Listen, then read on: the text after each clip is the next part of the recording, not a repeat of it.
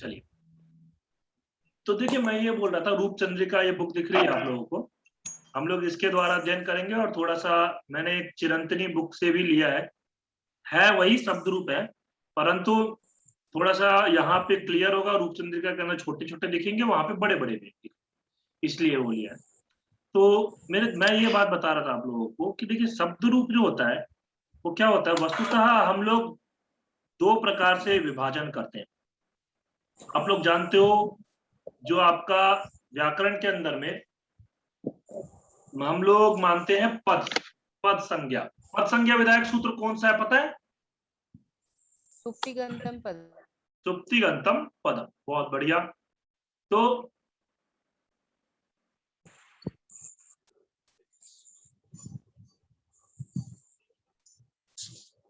देखिए सुप्तिगंतम पदम वो बोलते हैं आपका सुप,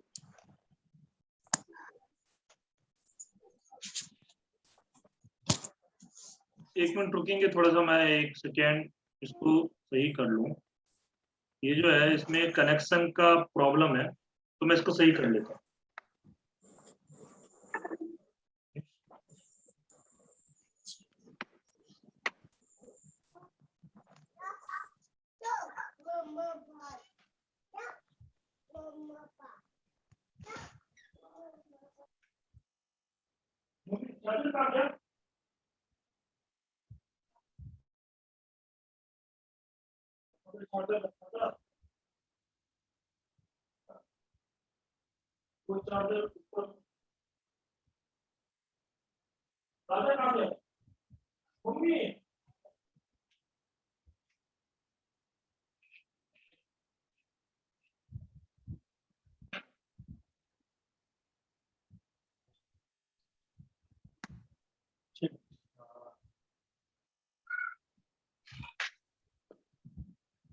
हरिओम।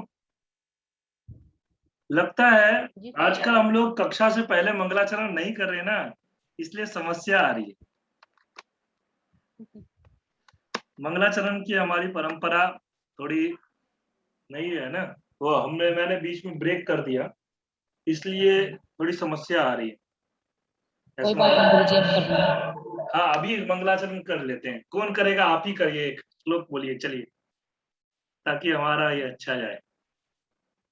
बोलिए। मैं बोलूं गुरुजी? हाँ हाँ आप ही बोलिए।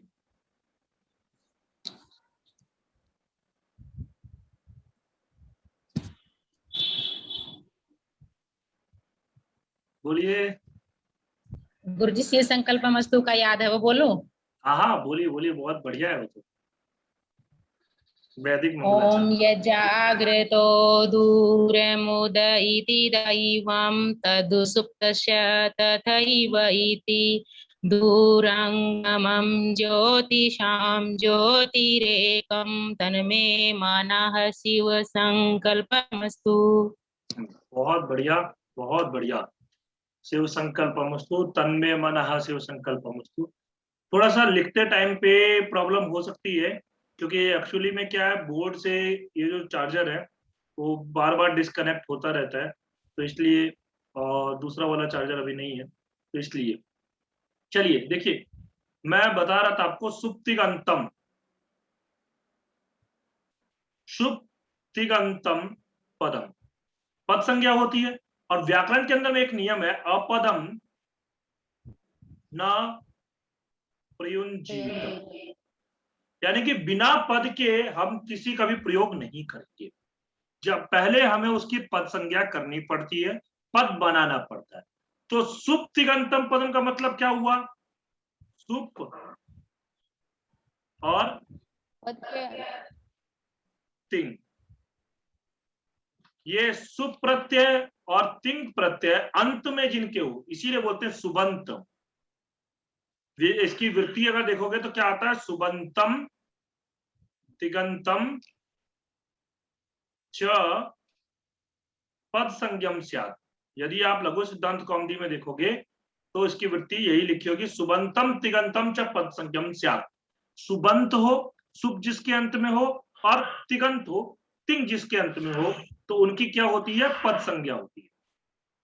तो हम सुप में देखते हैं, सुप में हमारे टोटल 21 प्रत्यय होते हैं, सु, औ, जस, चस।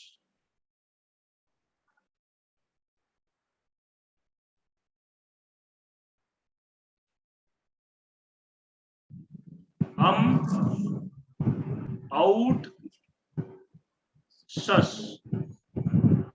ता, भ्याम, भिस, गे, भ्याम, भ्यस, गसी, भ्याम, भ्यस, गस, ओस, आम, और गी, ओस और सुप। ये टोटल 21 प्रत्यय होते हैं। और तिंग में कौन कौन से प्रत्यय होते हैं, तिप, अस, जी, सिप, हस, ह, मिप, वस, मस, त, आताम, छ, आस, आथाम, ध्वम, इड, वही, महींग। ठीक है, ये टोटल 18 ये प्रत्यय होते हैं। तो ये जो प्रत्यय होते हैं, दो प्रकार के प्रत्यय हुए। तो ये जो 21 टोटल प्रत्यय लगते हैं, इससे हमारे बनते हैं शब्दरूप। जितने भी शब्दरूप हम देखते हैं उनमें ये 21 ही प्रत्यय लगते हैं। और ये 21 प्रत्यय लगने का मतलब क्या हुआ, ये एक वचन में, ये द्विवचन में और ये बहुवचन में। ये प्रथमा विभक्ति, द्वितीय विभक्ति, तृतीय विभक्ति, चतुर्थी विभक्ति, पंचमी विभक्ति, षष्ठी विभक्ति, सप्तमी विभक्ति, यानी कि ये सारे प्रत्यय विभक्ति के अनुसार लगते हैं। ठीक है, किसी भी शब्द का अगर मान लीजिए हमें किसी भी विभक्ति में रूप बनाना है तो ये सारे प्रत्यय लगते हैं। जैसे चतुर्थी विभक्ति में बनाना है तो प्रथमा एक वचन में बनाना होगा तो गे प्रत्यय है। द्विवचन में बनाना होगा तो भ्याम आएगा, बहुवचन में बनाना हो तो भ्यस आएगा। इस प्रकार से हमें ये 21 प्रत्यय तो निश्चित रूप से याद हो। जिसको नहीं याद है वो आज ही याद कर ले, क्लास खत्म होने से पहले ये चीज रख ले मन में कि मैं सोने से पहले इसको याद करके ही सोऊं। मैं आपको बताऊं, मैंने अपनी जिंदगी में, अनु जी आप अपना माइक ऑफ कर लो। हाँ जी सर। आप अपना माइक ऑफ कर लो, आवाज आ रही थी इसलिए। तो मैं बताऊं आपको, अपनी जिंदगी का एक बात बताता हूं। मैंने कभी ज्योतिष नहीं पढ़ा था, 12वीं तक तो मैंने बिल्कुल भी ज्योतिष नहीं पढ़ा था। मुझे ज्योतिष का एक, बोलते हैं ना, राशि का नाम तक नहीं पता था, नक्षत्र का नाम तक नहीं पता था, कुछ नहीं पता था। सब्जेक्ट के लिए इंटरव्यू हुआ, उन्होंने बोला कौन सा सब्जेक्ट लोगे, मैंने बोला ज्योतिष लूंगा। उन्होंने बोला ज्योतिष तो आपको मिलेगा नहीं। मैंने बोला मुझे ज्योतिष ही चाहिए, क्योंकि मेरे नाना ने कहा था ज्योतिष लेने के लिए, तो मैंने ज्योतिष ही ली। और ज्योतिष लेने के बाद में वहां पर बहुत बड़े, मतलब पहले के टाइम पे विद्यापीठ के अंदर सब्जेक्ट चूज करने के लिए ऐसे पैनल बैठता था। ज्योतिष लेने के बाद में मैंने उसी दिन डिसाइड किया था कि मैं याद करूंगा, और मैंने उसी दिन बैठ करके, तब इंटरव्यू वगैरह खत्म हो गया, एक कमरे में बैठा एक क्लास में, और वहीं पे मैंने नक्षत्रों के नाम, राशि के नाम और आपके राशि के स्वामी के नाम, ये तीनों चीज मैंने याद किया वहीं पे, तब मैं अपने घर आया। तो उसी प्रकार आज आप लोग भी एक प्रण कर लो कि आप लोग ये चीज तो याद कर ही लो, सुबंत और तिगंत। वैसे मुझे पता है सबको याद होगा, परंतु कोई एक भी ऐसा व्यक्ति हो जिसको याद ना हो तो वो लोग आज याद कर लो। ठीक है, समझ में आया? आगे चले हम लोग। कितनी होती है? लाइन में अम के बाद क्या लिखा हुआ है? क्या क्या सर दूसरी लाइन में अम के बाद क्या लिखा हुआ है, अम और शस के बीच में? अम, आउट, आउट। ट हाँ ट है, ठीक है। शस, आम आउट सस। हाँ कोई और कुछ बोल रहा था? सर ये पूछ रहे थे राशि कितनी होती है? राशि 12 होती है। 12 राशि होती है। ठीक है, तो ये हो गए 21 और ये हो गए 18। इसके बाद हम लोग आगे सर ये चलते हैं। क्वेश्चन एमए पीजीटी वाले पेपर में आया था, राशि कितनी होती है? कौन से वाले पेपर में? सर अभी PGT आया में। था अभी जो वाले PGT में PGT sir. Sanskrit male female में। वाह, देखो देखो देखो, इतना आसान सा सर हम पे प्रश्न। सर राशि, ये हम पर नहीं आता था, हमें पता ही नहीं था कितनी राशि होती है। अरे वाह, इतना आसान। मतलब आप एक ज्योतिषी से पढ़ रहे हो और ज्योतिषी को बोल रहे हो, बताओ। पहले मुझे पता होता तो फिर मैं बता देता आप लोगों को। खैर नहीं मुझे सर, भी, मैंने तो हर महीने की एक राशि के हिसाब से 12 लिखा था। हाँ बिल्कुल सही। हर महीने की एक राशि के हिसाब से 12 कर सकते हो। सूर्य हर महीने एक राशि ही भुगता है। ठीक है, चंद्रमा, चंद्रमा जो है वो क्या करता है, चंद्रमा पूरा का पूरा एक नक्षत्र का चक्कर लगा लेता है। वो तो पूरा एक महीने में ही 12 राशि भोग लेता है चंद्रमा, ऐसा रहता है। चलिए वो तो खैर अलग विषय है। हाँ हम लोग आगे चलते हैं। ये 21 और 18 प्रत्यय पता लग गए। उसके बाद अब हम लोग आते हैं यहाँ पर मेन चीज। देखिए शब्द होते हैं, आप लोग जानते ही होंगे। कोई भी शब्द लो, शब्द हम हिंदी भाषा में शब्द किसे कहते हैं? कोई बोल सकता है हिंदी भाषा में शब्द की परिभाषा? हिंदी भाषा में शब्द किसे बोलते हैं? सर वर्णों के मेल को शब्द कहते हैं। है। हाँ, 2 या वर्णों 2 के से मेल अधिक को वर्णों के शब्द मेल को शब्द कहते हैं। ठीक है, वर्णों के मेल को शब्द बोलते हैं। ठीक है, अब जब वर्णों के मेल को शब्द बोलते हैं तब हमारे पास में, हमारे मन में प्रश्न आता है कि वर्ण कितने होते हैं। तो ये वर्ण का तो छोड़ दो, कितने होते हैं इन सब के विषय में हम अभी नहीं जाएंगे, क्योंकि सब लोगों को पता ही है वर्ण कितने होते हैं। परंतु जब हमने वर्ण का डिवाइडेशन किया है, यानी कि वर्ण का जो हमने विभाग बनाया है, 2 भागों में वर्णों को बांटा है। पहला है स्वर, फिर प्रॉब्लम आ रही है। पहला हो गया स्वर,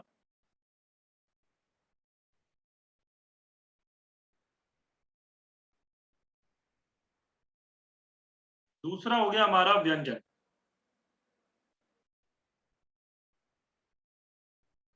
दूसरा हो गया व्यंजन।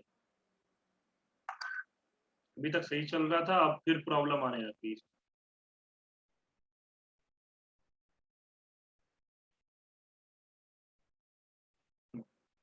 तो स्वर और व्यंजन, स्वर आप लोगों को पता है कौन कौन से होते हैं? अ, ई, उ, री, री, ए, ओ, और यहाँ पे ये पेन नहीं चल रहा सही, आई और औ। ये हो गए पूरे हमारे। अब इसी अ में देखोगे आ भी आ जाता है, ई में हम ई को भी समाहित कर लेते हैं और ऊ में ऊ को भी समाहित कर लेते हैं। बाकी री में बड़ा री भी हो जाता है, कोई बात नहीं, बड़ा री भी लिख लो। ठीक है, ये टोटल 4 और ये आपके 9, टोटल 13 स्वर हो जाते हैं। 9 और 4 13 स्वर। ठीक है, कभी हिंदी के अंदर में 13 स्वर आप बोले जाते हैं ना, तो वो ये 13 स्वर ये होते हैं।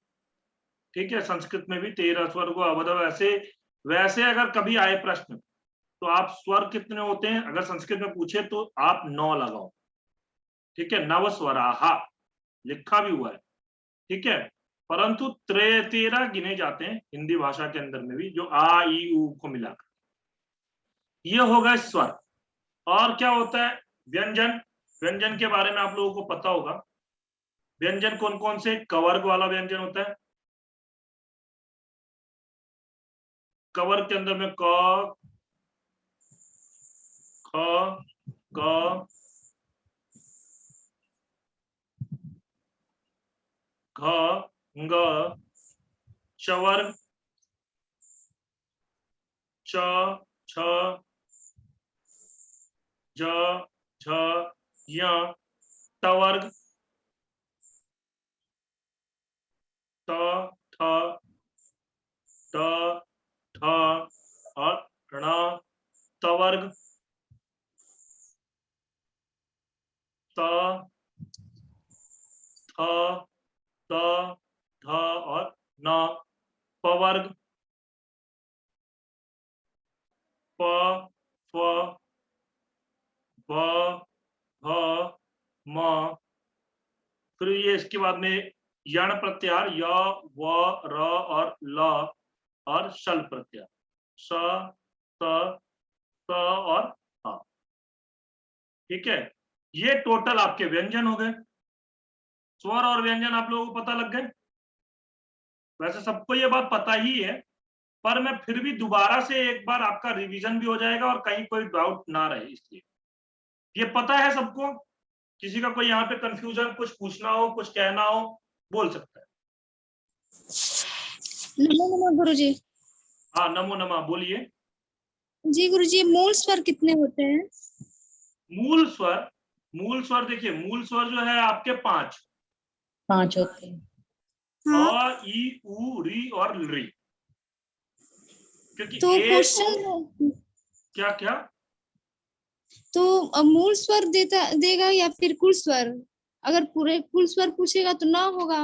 हाँ, और मूल स्वर पूछेगा तो 5 होगा, संयुक्त स्वर पूछेगा तो 4 होगा। ए ओ ऐ ओ संयुक्त स्वर होगा। ठीक है, ठीक है। और ये माहेश्वर सूत्र के 4 सूत्रों तक आता है? हाँ महेश्वर सूत्र के 4 सूत्रों तक आता है, बिल्कुल सही।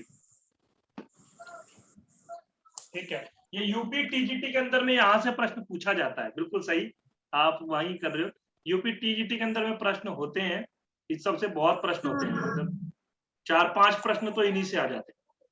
संज्ञा प्रकरण पूरा इसमें है ना?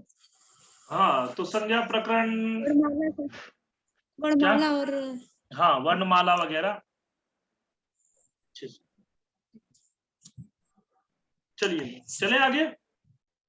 व्यंजन के अंदर किसी को कोई परेशानी तो नहीं है। अब देखिए, आप कोई भी शब्द लो, जब वर्णों के मेल से शब्द बनते हैं तो कोई भी शब्द लोगे, या तो उसके अंत में कोई स्वर होगा या तो उसके अंत में कोई व्यंजन होगा, है ना। या तो उसके अंदर में कोई स्वर होगा या तो कोई व्यंजन होगा, ऐसे ही होगा। जब वैसी के मेल से ही बन रहे हैं, कोई तीसरा तो चीज आ ही नहीं सकता। इसलिए जो स्वर से अंत वाले शब्द होंगे उनको बोलते हैं स्वरांत। क्या बोलेंगे? स्वरांत। और जो व्यंजन से अंत होने वाले होते हैं उनको बोलते हैं व्यंजनांत। ठीक है, अब आप लोग एक बात जानते होंगे, संस्कृत के अंदर में 3 लिंग होते हैं, पुल्लिंग, स्त्रीलिंग और नपुंसकलिंग। ये 3 लिंग होते हैं। तो जो स्वरांत शब्द है, आप एक बात जानते होंगे, इसके लिए स्वरों के लिए एक प्रत्याहार आता है अच। अच प्रत्याहार, अचः स्वराः, अच प्रत्याहार। और व्यंजन के लिए कौन सा प्रत्याहार होता है? अल। अल। तो ये हो गया। तो अब जो स्वरांत शब्द होते हैं उनके लिए हम क्या प्रयोग करेंगे? जैसे मान लीजिए हमने बोला स्वरांत, स्वर से अंत होने वाला, तो वही है अच और अंत। तो ये च है और उसके आगे में आ है, तो एक सूत्र आता है व्यंजन संधि का, झलाम जसु अंते। उससे क्या हो जाएगा? झलो के स्थान पर जस आदेश हो जाएगा। तो च की जगह पर में जस आदेश हो गया, तो क्या बन गया? अजंत। तो जो स्वरांत शब्द होते हैं उन्हीं को हम क्या बोलेंगे? अजंत बोलेंगे। क्या बोलेंगे? अजंत। अब ये क्या होते हैं? जो शब्द होते हैं वो 3 लिंगों में होते हैं, तो स्वरांत शब्द भी 3 लिंगों में होंगे, पुल्लिंग, ये समस्या है आज। आज ये समस्या रहेगी, बीच बीच में मेरा पेन डिस्कनेक्ट होता रहता। पुल्लिंग,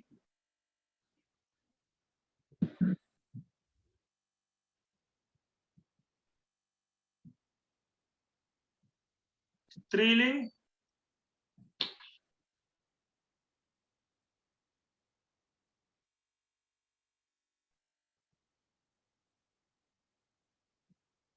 और उसके बाद है नपुंसकलिंग। तो यानी कि अजंत में 3 लिंग हुए। तो अजंत में 3 लिंग कौन कौन से हुए? अजंत पुल्लिंग, अजंत स्त्रीलिंग और अजंत नपुंसकलिंग। ऐसे ही हलंत में भी बनेंगे। हल अंत में होने वाला तो हलंत में बन गया हलंत पुल्लिंग, हलंत स्त्रीलिंग और हलंत नपुंसकलिंग। इसीलिए व्याकरण के अंदर में क्या बोला जाता है हमें? षडलिंग प्रकरण।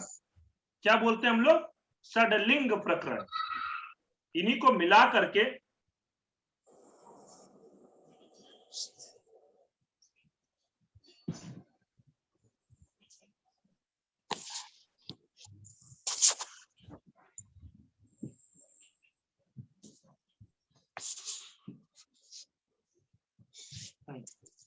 इसी को मिला करके व्याकरण में देखिए षडलिंग प्रकरण।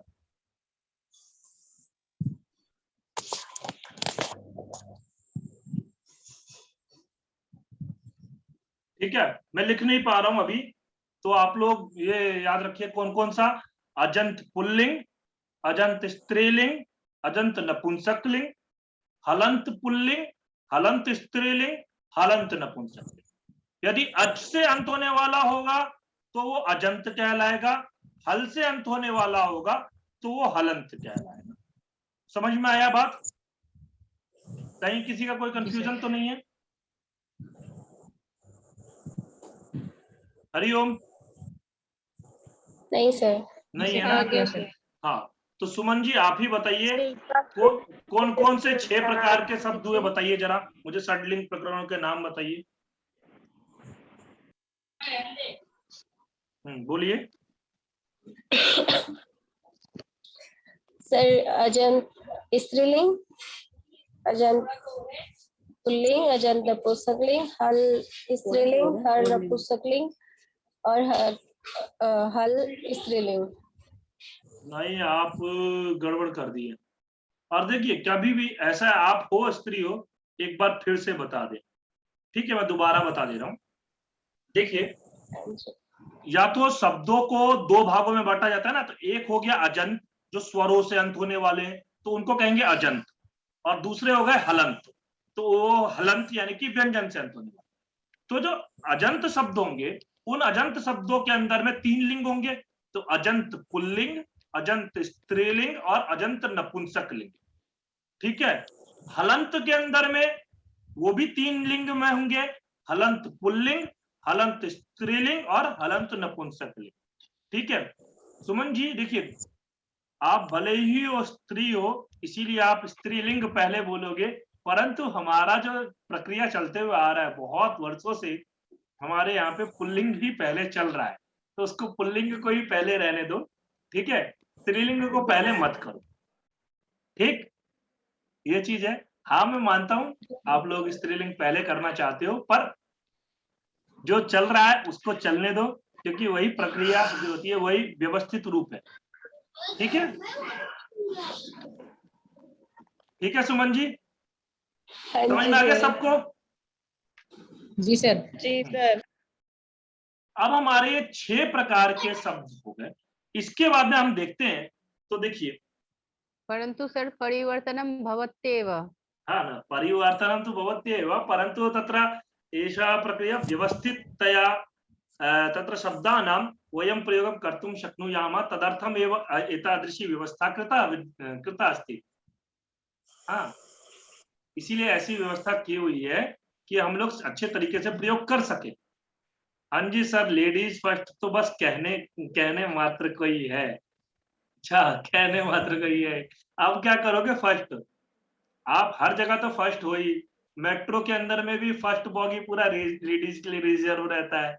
अब क्या फर्स्ट लोगे? हर जगह तो फर्स्ट हो ही, थोड़ा बहुत व्यवस्था में रहने दो। ठीक है, चलिए मजाक कर रहा हूं मैं, ऐसा नहीं है। यहाँ पे भी हम परिवर्तन कर सकते हैं, कोई बात नहीं है, नाम ही बोलने हैं। पर नाम बोलने में क्या है, स्त्रीलिंग पहले बोल दो, पुल्लिंग बाद में बोल दो, कोई हमें, मुझे तो कोई प्रॉब्लम नहीं है, मैं भले ही पुरुष हूँ पर मुझे कोई प्रॉब्लम नहीं है, आप लोग भी पहले रहो, ठीक है, उसका कोई समस्या नहीं है। परंतु कैसा होता है ना, जब व्यवस्था देखते हैं, जब हम सिद्धि करेंगे तो उसमें जब हम पुल्लिंग का समझेंगे तभी हम फिर स्त्रीलिंग का अच्छे से समझ सकते हैं। आप अगर स्त्रीलिंग पहले समझने जाओगे तो फिर पूरी प्रक्रिया उल्टी हो जाएगी, इसीलिए, और कुछ नहीं है। चलिए, तो अब देखिए, स्वरों से अंत होने में भी कुछ शब्द या तो अ से अंत होगा, या तो आ से अंत होगा, या तो ई से अंत होगा, या तो ई से अंत होगा, या तो ऊ से अंत होगा, या तो ऊ से अंत होगा, या तो री से अंत होगा, या तो री से अंत होगा, या तो लरी से अंत होगा, या तो ए से अंत होगा, या तो ऐ से अंत होगा, या तो औ से अंत होगा, या तो औ से अंत होगा। ऐसे ही शब्द होंगे, स्वरों में से किसी ना किसी से तो अंत होने वाले शब्द होंगे। अब ज्यादातर शब्द जो होते हैं हमारे, देखिए हम लोग लौकिक व्यवहार में जब प्रयोग करते हैं, आप लोग जानते ही होंगे, ज्यादातर शब्द जो होते हैं वो अ से अंत होने वाले शब्द, अ से अंत होने वाले ज्यादातर शब्द होते हैं। जैसे पुरुष, बालक, गायक, लेखक, सारे अ से अंत होने वाले शब्द होते हैं, ठीक है, पुल्लिंग में खास करके। स्त्रीलिंग में अ से अंत होने वाले शब्द नहीं होते। आ से अंत होने वाले पुल्लिंग में बहुत कम होते हैं, परंतु स्त्रीलिंग में बहुत ज्यादा मिलते हैं। सीता, गीता, रमा, बालिका, गायिका, नायिका, टाप प्रत्यय होकर के बनता है, ठीक है।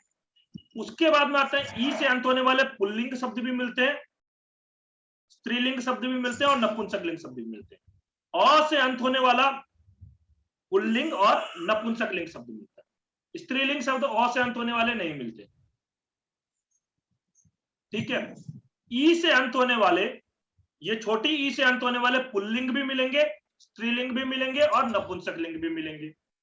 परंतु बड़ी ई से अंत होने वाले पुल्लिंग मिलते हैं, लेकिन बहुत कम संख्या, इक्के दुक्के गिनने के लिए, मतलब इक्का दुक्का मतलब बोलते हैं एक दो, ठीक है।